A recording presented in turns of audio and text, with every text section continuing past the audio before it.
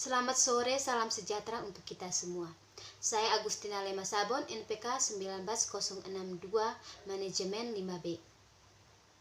Baik, di sini saya akan mempresentasikan mata kuliah Manajemen Rantai Pasok, materi 1 dan 2 yaitu konsep dasar manajemen rantai pasok. Yang pertama, pengertian supply chain dan SCM adalah jaringan perusahaan yang secara bersama-sama bekerja untuk memproduksi dan menghantarkan suatu produk ke tangan pemakai akhir.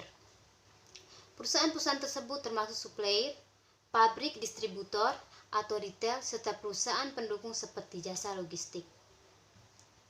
Yang berikut, SCM atau Supply Chain Management.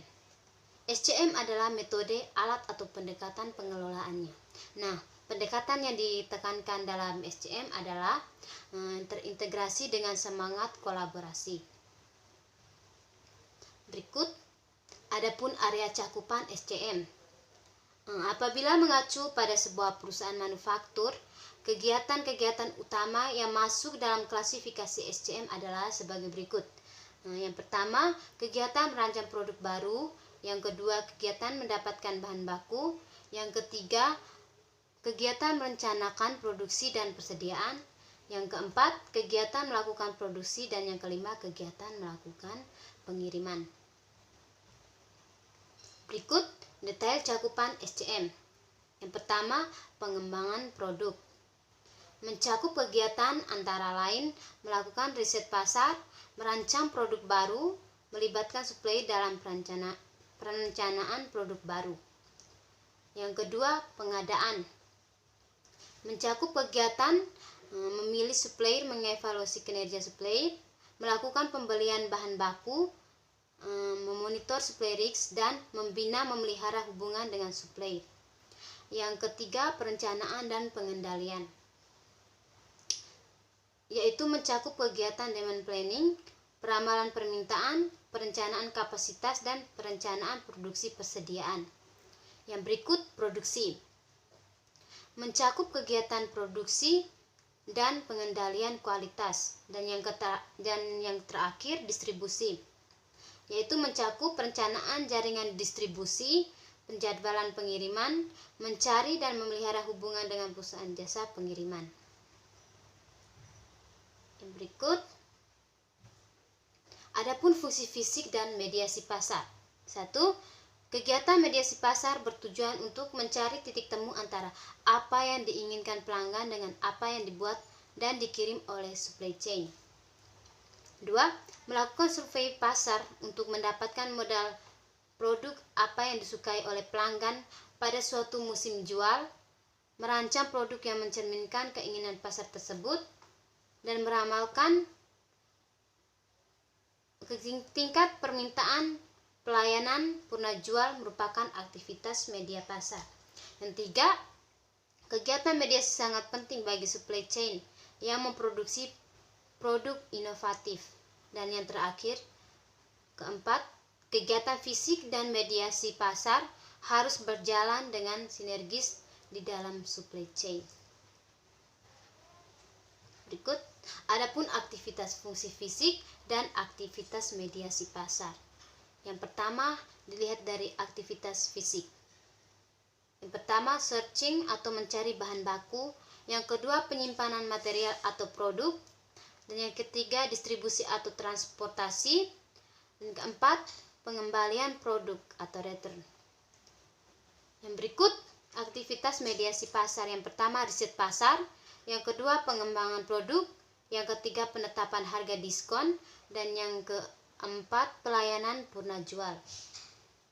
Yang berikut, peran teknologi internet. Aplikasi internet dalam konteks supply chain management yaitu yang pertama, electronic procurement.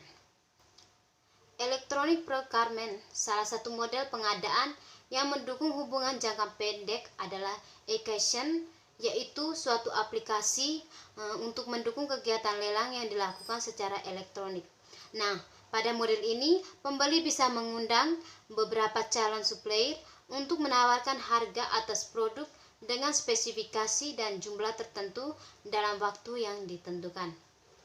Yang kedua, electronic fulfillment.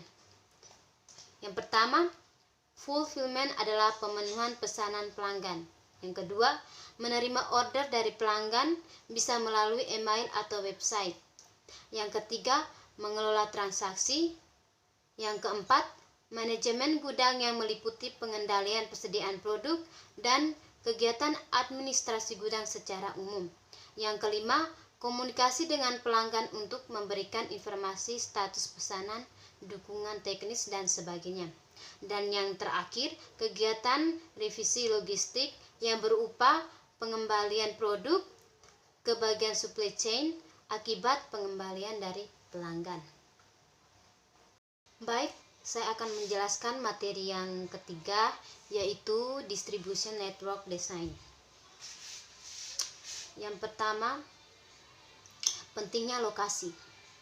Keputusan yang paling penting yaitu yang dibuat perusahaan adalah di mana akan menempatkan kegiatan operasional mereka, maka keputusan yang harus diambil selanjutnya oleh manajer operasional adalah strategi lokasi.